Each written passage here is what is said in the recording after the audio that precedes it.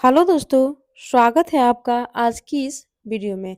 तो आज हम लोग एल टी जी आई सी यूपी एल टी जी आई सी में जो जीएस वाला पोर्शन है फर्स्ट पेपर में जो आएगा, मतलब 30 क्वेश्चन जिसमें आएंगे, उसमें आज हम लोग संविधान के बारे में बात करेंगे। संविधान सभा यानी संविधान का विकास कैसे कैसे हुआ, इसके बारे में हम बात करेंगे। चलिए जल्दी से हम वीडियो को शुरू करते हैं। तो सबसे पहले क्या हुआ था, तो सबसे पहले हम लोग देखते हैं कि सर्वप्रथम 1895 में बाल गंगाधर तिलक ने स्वराज विधेयक के माध्यम से संविधान सभा की मांग की। यदि आपसे ये पूछे कि स्वराज विधेयक के माध्यम से संविधान सभा की मांग किसने की थी, तब आपका उत्तर क्या होगा? बाल गंगाधर तिलक ने। कब की थी? 1895 में। आप इसे मिलते जुलते जो फैक्ट है वो जरूर यहाँ पे देख लीजिएगा ताकि कोई कंफ्यूजन न रहे। उसके बाद है 1922 में महात्मा गांधी ने संविधान सभा की मांग की। देखिए दोनों क्वेश्चन अलग अलग है, दोनों का आंसर अलग अलग है। यदि क्वेश्चन ये पूछे कि संविधान सभा की मांग 1922 में किसने की थी, तो महात्मा गांधी ने की थी। सर्वप्रथम स्वराज विधेयक के माध्यम से संविधान सभा की मांग किसने की थी, तो बाल गंगाधर तिलक ने की थी। कब की थी? 1895 में की थी। 1934 में एम.एन. रॉय ने सुझाव दिया कि भारत का अपना एक संविधान हो। यानी किसने सुझाव दिया कि भारत का एक अपना संविधान हो, तो किसने दिया? एम.एन. राय ने। कब दिया? 1934 ईस्वी में दिया। उसके बाद क्या हुआ? 1942 क्रिप्स प्रस्ताव। क्वेश्चन यहां से भी बन सकता है कि क्रिप्स मिशन की डेट क्या है, तो 1942 ईस्वी।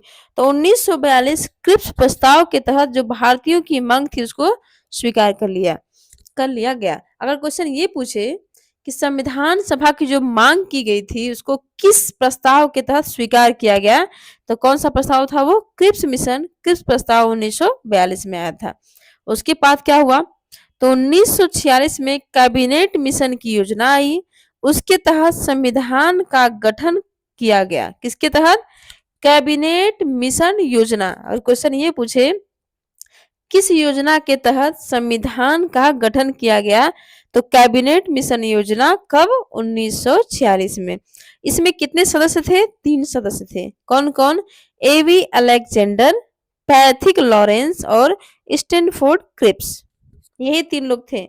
एक तो खुद क्रिप्स थे जो क्रिप्स मिशन के तहत इस मांग को स्वीकार किया गया था, लेकिन इसका जो गठन किया गया था संविधान का वो किस मिशन योजना के तहत किया गया था, तो 1946 कैबिनेट मिशन योजना के तहत। और इस योजना जो कैबिनेट मिशन योजना थी इसमें 3 सदस्य थे। कितने सदस्य थे? 3। कौन कौन से? पहले थे एवी अलेक्जेंडर, दूसरे थे पैथिक लॉरेंस, तीसरे थे स्टैनफोर्ड क्रिप्स। यही 3 लोग क्या थे इसमें। अब देखिए जो क्रिप्स मिशन था वो 1942 में आया, ठीक। और 1946 में जो कैबिनेट मिशन योजना थी उसी के तहत संविधान का गठन किया गया था। इसमें कितने सदस्य थे? 3 सदस्य थे। कौन कौन से? पहले थे एबी अलेक्जेंडर, पैथिक लॉरेंस और स्टैनफोर्ड क्रिप्स, ठीक है। उसके बाद क्या हुआ? संविधान सभा में कुल 389 सदस्य निर्वाचित हुए। क्वेश्चन पूछे जब संविधान सभा का निर्वाचन हुआ तो कितने सदस्य निर्वाचित हुए थे, तो कितने हुए थे? 389 सदस्य, जिनमें से 292 सदस्य कहाँ के थे? ब्रिटिश के थे। कहाँ से थे? ब्रिटिश के, यानी ब्रिटिश से वो लिए गए थे। उसके बाद 93 जो सदस्य थे वो देसी रियासत के थे और 4 सदस्य कहाँ के थे? कमिश्नरी क्षेत्र से थे। ये फैक्ट आप याद रखिए। जब संविधान सभा का गठन हुआ तो कुल कितने सदस्य निर्वाचित हुए? 389, जिनमें से 292 सदस्य जो थे वो ब्रिटिश से थे, 93 कौन थे? देसी रियासत के थे, ठीक है। उसके बाद जो 4 सदस्य थे वो किस क्षेत्र से? कमिश्नरी क्षेत्र से थे। इसमें 15 महिलाएं भी निर्वाचित हुई। क्वेश्चन ये पूछता है जब संविधान सभा का गठन हुआ था तो उसमें जो निर्वाचित की गई थी महिलाओं की संख्या कितनी थी? तो 15 थी। और एकमात्र महिला उसमें कौन थी? एकमात्र मुस्लिम महिला। यदि आपसे पूछ दिए टोटल कितनी महिलाएं थी? 15। टोटल महिलाएं थी हमारी 15, और उनमें से मुस्लिम महिला कौन सी थी? केवल एक थी। नाम क्या था उनका? बेगम एजाज रसूल। केवल एक मुस्लिम महिला थी 15 महिलाओं में, जिनका नाम था बेगम एजाज रसूल। उसके बाद क्या हुआ? यह निर्वाचन प्रांतीय विधान सभाओं के सदस्यों के द्वारा अप्रत्यक्ष रूप से हुआ था। ये निर्वाचन किसी मतदान प्रणाली से नहीं हुआ था। कैसे हुआ था? ये निर्वाचन जो है प्रांतीय जो विधानसभाएं थी, उसकी जो सदस्य थे, उनके द्वारा अप्रत्यक्ष रूप से, प्रत्यक्ष रूप से कुछ भी नहीं, अप्रत्यक्ष रूप से क्या हुआ था। उसके बाद संविधान सभा की पहली बैठक 9 दिसंबर 1946 को हुई थी। संविधान सभा की पहली बैठक 9 दिसंबर 1946 को हुई थी, जिसके अस्थायी सदस्य कौन थे? सच्चिदानंद सिन्हा थे। अब क्वेश्चन ये पूछ सकता है कि संविधान सभा की पहली बैठक कब हुई थी? तो 9 दिसंबर 1946 को हुई थी। और उसके अस्थायी अध्यक्ष कौन थे? तो कौन थे? सच्चिदानंद सिन्हा थे। उसके बाद इसकी दूसरी बैठक हुई। इसकी दूसरी बैठक 11 दिसंबर 1946 को हुई, जिसके स्थायी सदस्य, ध्यान रखना है अस्थायी और स्थायी, अस्थायी यदि पूछेगा तब हमारे सच्चिदानंद सिन्हा होंगे, लेकिन यदि स्थायी सदस्य पूछ देगा, स्थायी अध्यक्ष, तो डॉक्टर राजेंद्र प्रसाद थे। किसके? दूसरी बार जो संविधान सभा की बैठक हुई थी, कब हुई थी? 11 दिसंबर 1946 को, और जिसके स्थायी सदस्य कौन थे? डॉक्टर राजेंद्र प्रसाद थे। दूसरी बैठक का डेट है 11 दिसंबर 1946, जिसके स्थायी जो अध्यक्ष थे वो कौन थे? डॉक्टर राजेंद्र प्रसाद थे। उसके बाद एच.सी. मुखर्जी टी कृष्णामाचारी को संविधान सभा का उपाध्यक्ष बनाया गया। अब यदि ये तो अध्यक्ष की बात हुई थी, अस्थायी कौन थे? तो वो थे सच्चिदानंद सिन्हा, जो पहली बैठक हुई थी। दूसरी बैठक में स्थायी अध्यक्ष बना दिया गया डॉक्टर राजेंद्र प्रसाद को। उसके बाद एस.सी. मुखर्जी को, टी कृष्णामाचारी को जो संविधान का उपाध्यक्ष बना दिया गया। क्या बना दिया गया? उपाध्यक्ष। बी.एन. राव को प्रथम संवैधानिक सलाहकार बनाया गया। यदि क्वेश्चन ये पूछे कि संविधान सभा के प्रथम संवैधानिक सलाहकार कौन थे, तो कौन थे? बी.एन. राव थे। अगला, संविधान के निर्माण में कुल 2 वर्ष 11 माह और 18 दिन का समय लगा। संविधान के निर्माण में कितना समय लगा था? 2 वर्ष 11 माह और 18 दिन का समय लगा था। संविधान निर्माण में 64 लाख रुपए खर्च हुए थे। जब संविधान का निर्माण हुआ था तो कितने लाख रुपए खर्च हुए थे? तो करीब 64 लाख रुपए खर्च हुए थे, और संविधान को बनाने में 2 वर्ष 11 माह और 18 दिन का समय लगा था। संविधान के समस्त प्रारूपों पर 114 दिन, कितने दिन की? 114 दिन की बहस चली थी। ये बिल्कुल अभी नया फैक्ट है, ये अभी तक एग्जाम में पूछने की प्रबल संभावना है। तो फिर से मैं इसको रिपीट कर देती हूँ। संविधान को बनाने में 2 वर्ष 11 माह 18 दिन का समय लगा था। संविधान के निर्माण में कुल 64 लाख रुपए का खर्च हुए थे, और संविधान के समस्त जो प्रारूप थे उनमें 114 दिन की बहस चली। इस तरह से हमारे संविधान का मसौदा तैयार हुआ था। उसके बाद मूल संविधान में कुल 395 अनुच्छेद थे, 8 अनुसूची थी तथा 22 भाग थे। अब क्वेश्चन ये पूछता है एग्जाम में कि जब मूल संविधान थे उसमें कितने अनुच्छेद थे? तो 395 अनुच्छेद, 8 अनुसूचियां और कितने भाग थे? 22 भाग थे। वर्तमान समय की बात हम लोग कर लेते हैं। यदि हम लोग वर्तमान समय की बात करें तो वर्तमान में 475 अनुच्छेद, कहीं कहीं 448 भी आ रहे हैं। तो आप दोनों डेटा को ध्यान रखिएगा, 448 को ही ज्यादा सही मानिए। तो वर्तमान समय में 448 अनुच्छेद, 12 अनुसूचियां और 22 भाग हैं। अब भाग कुल कितने हो गए? 25 हो गए हैं। अब भाग कितने हो गए हैं? 25। अब ध्यान देना है, संविधान सभा में कुल 11 + 1 अधिवेशन हुए, मतलब 12 अधिवेशन हुए। संविधान सभा के जनक कौन थे? डॉक्टर भीमराव अंबेडकर। संविधान को श्री प्रेम बिहारी रायजादा ने लिखा। और क्वेश्चन ये पूछे संविधान सभा के जनक कौन थे? डॉक्टर भीमराव अंबेडकर थे। और लेकिन संविधान सभा को लिखा किसने था? तो श्री प्रेम बिहारी रायजादा ने इसको लिखा था। लिखने में समय कितना लगा था? 11 वर्ष 18 माह और 26 दिन। खर्च कितना हुआ था? तो 64 लाख रुपए। लेकिन इसको लिखा किसने था? तो श्री प्रेम बिहारी रायजादा ने लिखा था। 26 नवंबर 1949 को संविधान को अंगीकृत, अधिनियमित एवं आत्मापित यानी आत्मसमर्पित किया गया। किसको? संविधान को। 24 जनवरी 1950 को संविधान सभा की अंतिम बैठक हुई। क्वेश्चन ये पूछे संविधान सभा की अंतिम बैठक कब हुई थी? तो 24 जनवरी 1950 को हुई थी।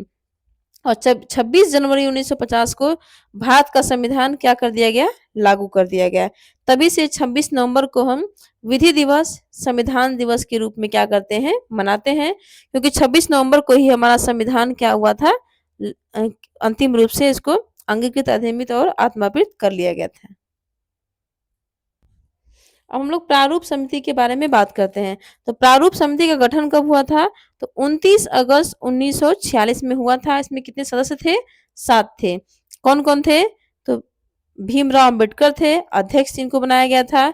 एन गोपाल स्वामी अयंगर थे, अल्लादी कृष्ण स्वामी अय्यर थे, कन्हैया लाल मणिकलाल मुंशी थे, एन माधवराव यानी बीएल मिश्र थे और सैयद मोहम्मद सादुल्ला थे और डीपी खेतान यानी टी कृष्णामाचारी थे। ठीक है, अब इसको याद करने कैसे करेंगे हम, इसके लिए ट्रिक है।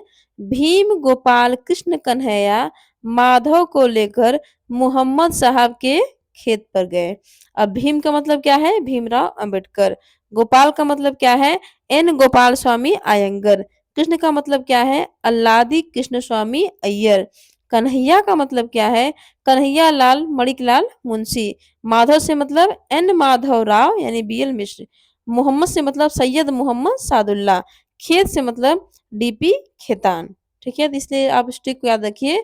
भीम गोपाल कृष्ण कन्हैया माधव को लेकर मोहम्मद साहब के खेत पर गए। इससे आपको जो 7 सदस्य हैं उनके नाम आसानी से याद हो सकते हैं। मैं फिर से रिवाइज कर देती हूँ। प्रारूप समिति का गठन कब हुआ था? 29 अगस्त 1946 को, जिसमें 7 सदस्य थे। और 7 सदस्य कौन-कौन थे? ये उसके लिए ट्रिक है। भीम गोपाल कृष्ण कन्हैया माधव को लेकर मोहम्मद साहब के खेत पर गए। भीम मतलब भीमराव अम्बेडकर जिनको अध्यक्ष बनाया गया था प्रारूप समिति का। एन गोपाल यानी एन गोपाल स्वामी अयंगर थे। कृष्ण मतलब अल्लादी कृष्ण स्वामी अय्यर थे। कन्हैया कन्हैया लाल मणिकलाल मुंशी। माधव एन माधव राव। उसके बाद मोहम्मद सैयद मोहम्मद सादुल्ला। खेत डीपी खेतान। अब प्रस्तावना की बात हम लोग कर लेते हैं। जो हमारी प्रस्तावना है उसमें क्या-क्या चीज़ें हैं और कितनी-कितनी प्रकार की चीज़ें हैं। तो यदि प्रस्तावना में प्रकार की बात कर दी जाए तो कितने प्रकार की न्याय न्याय की बात की है? 3 प्रकार के न्याय की बात की गई है। सामाजिक, आर्थिक और राजनीतिक न्याय। जब हम लोग संविधान की प्रस्तावना बोलते हैं उसमें इन 3 न्याय का हम बात ज़रूर करते हैं। कौन-कौन से? सामाजिक न्याय, आर्थिक न्याय और राजनैतिक न्याय। प्रस्तावना में 5 प्रकार की स्वतंत्रता दी गई है। प्रस्तावना में कितने प्रकार की स्वतंत्रता है? 5 प्रकार। कौन-कौन सी? विचार की, अभिव्यक्ति की, विश्वास की, धर्म की और उपासना की स्वतंत्रता। कितने प्रकार की स्वतंत्रता है? 5। और 2 प्रकार की समानता है। कौन-कौन समानता है? आप लोग समानता और समता का अधिकार। ठीक है? प्रस्तावना को चाचा नेहरू ने लिखा था, यानी प्रस्तावना को किसने लिखा लिखा था? पंडित जवाहरलाल नेहरू लिखा था, जिसमें 3 प्रकार के न्याय हैं, सामाजिक, आर्थिक और राजनीतिक न्याय। 5 प्रकार की स्वतंत्रता है, विचार की, अभिव्यक्ति की, विश्वास, धर्म और उपासना की। 2 प्रकार की समानता, विधि के समक्ष और समानता, ये तो आप जानते ही हैं। प्रस्तावना का प्रारूप जो है कहाँ से लिया गया है? अमेरिका से लिया गया है। और प्रस्तावना की जो भाषा है वो कहाँ से ली गई है? ऑस्ट्रेलिया के संविधान से लिया गया है। ये बहुत ही मोस्ट इम्पोर्टेंट है। यदि प्रस्तावना की बात करें हम, तो प्रस्तावना का जो प्रारूप है वो कहाँ से लिया गया है? अमेरिका से लिया गया है। प्रस्तावना की जो भाषा है वो कहाँ ली गई है? ऑस्ट्रेलिया के संविधान से लिया गया है। यदि हम संविधान की बात करें तो संविधान को 26 जनवरी 1950 को लागू किया गया, लेकिन प्रस्तावना को कब स्वीकार किया गया था? तो 22 जनवरी 1947 को हमने प्रस्तावना को स्वीकार कर लिया था। अब तक संविधान में सिर्फ एक बार संशोधन किया गया था, 42वां संविधान संशोधन 1946 में। ठीक है, किसमें? प्रस्तावना में। प्रस्तावना का जो फर्स्ट पैरा है जिसमें हम बोलते हैं उसमें समाजवादी, पंथ निरपेक्ष था। 6वें पैरा में अखंडता शब्द का प्रयोग किया गया है। यानी क्वेश्चन यदि कुछ भी थोड़ा-सा डीप में जाके पूछेगा प्रस्तावना से, तो पूछ सकता है कि इसमें जो समाजवादी शब्द का प्रयोग है, जो पंथ निरपेक्ष शब्द का प्रयोग है, वो कहाँ पे आया है? तो पहले ही हम बोलते हैं हम भारत के लोग, उसी में समाजवादी पंथ निरपेक्ष जो है वो फर्स्ट पैरा में ही आया हुआ है। और 6वें पैरे में जो अखंडता शब्द है उसका प्रयोग किया गया है। ये इम्पोर्टेंट शब्द है, इसलिए इसका प्रयोग पूछ सकता है। भारत के संविधान को उधार का थैला भी कहते हैं। उधार का थैला या उधार की पोटली, किसको? भारत के संविधान को। इसको भी आपको याद रखना है। कहाँ का संविधान उधार की पोटली है? तो वो भारत का संविधान है। अब चलिए हम लोग ये देख लेते हैं कि कहाँ से हमारे संविधान में कौन-सा स्रोत लिया गया है। तो चलिए हम लोग देख लेते हैं कौन-कौन सा प्रावधान कहाँ से किया गया है। तो हम यदि प्रावधान की बात करते हैं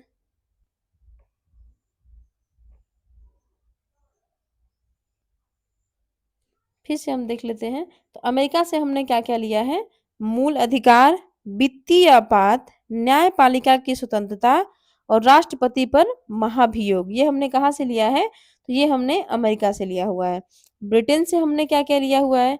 तो ब्रिटेन से एकल नागरिकता, विधि का शासन, कानून बनाने की प्रक्रिया, संसदीय व्यवस्था, ये सब हमने कहाँ से लिया है? तो ये सब हमने ब्रिटेन के संविधान से लिया हुआ है। उसके बाद हमने आयरलैंड से क्या-क्या लिया है? तो राज्य के जो नीति निर्देशक तत्व हैं, पता नहीं कितनी बार एग्ज़ाम में पूछा जा चुका है। ये हमने कहाँ से लिया है? आयरलैंड से। राष्ट्रपति द्वारा जो राज्यसभा में 12 सदस्यों का मनोनयन है, जो राष्ट्रपति 12 सदस्यों का मनोनयन करते हैं, कहाँ? राज्यसभा में। ये हमने कहाँ से लिया है? तो ये भी हमने आयरलैंड से लिया है। अब ऑस्ट्रेलिया से हमने क्या-क्या लिया है? तो प्रस्तावना की जो भाषा है, वो हमने कहाँ से लिया है? ऑस्ट्रेलिया से। और जो समवर्ती सूची है, वो भी कहाँ से लिया है? ऑस्ट्रेलिया से। मूल कर्तव्य, ये हमने कहाँ से लिया है? रूस से लिया है। मूल कर्तव्य कितने होते हैं? 11। मूल अधिकार कितने होते हैं? 6। और गणराज्य हमने कहाँ से लिया है? तो वो हमने फ्रांस से लिया है। अब विधि जो द्वारा जो स्थापित प्रक्रिया है, वो हमने कहाँ से लिया है? जापान से लिया है। फिर से मैं रिवाइज़ कर देती हूँ। राज्य के नीति निदेशक तत्व हमने कहाँ से लिए हैं? आयरलैंड से लिए हैं। राष्ट्रपति द्वारा राज्यसभा में जो 12 सदस्यों का मनोनयन, कितने सदस्यों का? 12, ये भी याद रखिए। वो भी हमने आयरलैंड से लिया है। प्रस्तावना की भाषा हमने कहाँ से ली है? ऑस्ट्रेलिया से। समवर्ती सूची हमने कहाँ से ली है? ऑस्ट्रेलिया से। मूल कर्तव्य हमने कहाँ से लिया है? रूस से। फ्रांस से हमने क्या लिया है? गणराज्य। और विधि द्वारा स्थापित प्रक्रिया हमने कहाँ से ली है? जापान से। संविधान संशोधन, जो बार-बार संविधान में संशोधन होते हैं, वो हमने कहाँ से लिया है? दक्षिण अफ्रीका। संविधान संशोधन की प्रक्रिया कहाँ की देन है? तो वो दक्षिण अफ्रीका की देन है। अब संघात्मक शासन की बात करते हैं। तो संघात्मक शासन की जो व्यवस्था हमारे संविधान में है, वो कहाँ से ली गई है? कनाडा से ली गई है। आपातकाल, जो इंदिरा गांधी के समय में लगा हुआ था, और मूल अधिकारों का जो प्रभाव है, वो कहाँ से लिया गया है? जर्मनी से। यानी आपातकाल हमने कहाँ से लिया है? जर्मनी से। मूल अधिकारों पर इसके प्रभाव हमने कहाँ से लिए हैं? जर्मनी से। इस तरह से हमारा संविधान क्या कहा जाता है? उधारों की पोटली कहा जाता है।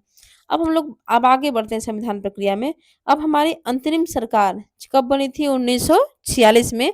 इसके बारे में बात कर लेते हैं। जो अंतरिम सरकार बनी थी, वो कब बनी थी? 1946 में। पहले तो ये आपको याद होना चाहिए। उसके बाद इसके सदस्य कौन-कौन थे? उनको क्या विभाग मिला था? इसके बारे में हम लोग बात कर लेते हैं। सबसे इम्पोर्टेंट है पंडित जवाहरलाल नेहरू। इनको क्या-क्या मिला था? इनको मिला था, परिषद के ये उपाध्यक्ष थे, विदेशी मामले इनको मिले हुए थे, राष्ट्र के जो संबंध थे वो मिले हुए थे, और सूचना का जो संबंध था, ये भी इन्हीं को मिला हुआ था। अब सरदार वल्लभ भाई पटेल की बात कर लेते हैं। इनको गृह मंत्रालय मिला हुआ था, ठीक है? गृह विभाग, सूचना विभाग या प्रसारण विभाग भी किसको मिला हुआ था? सरदार वल्लभ भाई पटेल को। ये भी इम्पोर्टेंट है। अब राजेंद्र प्रसाद की बात कर लेते हैं हम लोग। इनको खाद्य एवं कृषि विभाग मिला हुआ था। ये बहुत ही इम्पोर्टेंट है, इसको बिल्कुल ध्यान में रखिएगा, यहाँ से क्वेश्चन मिल सकता है। और जन मथाई थे, उनको क्या मिला हुआ था? तो उद्योग और आपूर्ति इनको मिला हुआ था। जगजीवन राम को क्या मिला हुआ था? श्रम विभाग मिला हुआ था। बलदेव सिंह को क्या मिला था? तो इनको मिला हुआ था रक्षा विभाग। और सी.एच. भाभा को क्या मिला हुआ था? कार्य, खान और ऊर्जा। ठीक है? ये सब विभाग किसको मिले हुए थे? सी.एच. भाभा को। मैं फिर से रिपीट कर देती हूँ इम्पोर्टेंट फैक्ट। पी.टी. नेहरू को कौन-कौन मिला हुआ था? परिषद के उपाध्यक्ष, विदेशी मामले, राष्ट्र संबंध, सूचना, ये विभाग इनको मिले हुए थे। सरदार वल्लभ भाई पटेल को गृह, सूचना, प्रसारण। राजेंद्र प्रसाद को खाद्य एवं कृषि, जॉन मथाई को उद्योग आपूर्ति, जगजीवन राम को श्रम, बलदेव सिंह को रक्षा, और सी.एच. भाभा को कार्य, खान एवं ऊर्जा। तो आज की वीडियो में हमने संविधान से कुछ इतना ही जाना। मिलते हैं अब अगली वीडियो में। धन्यवाद।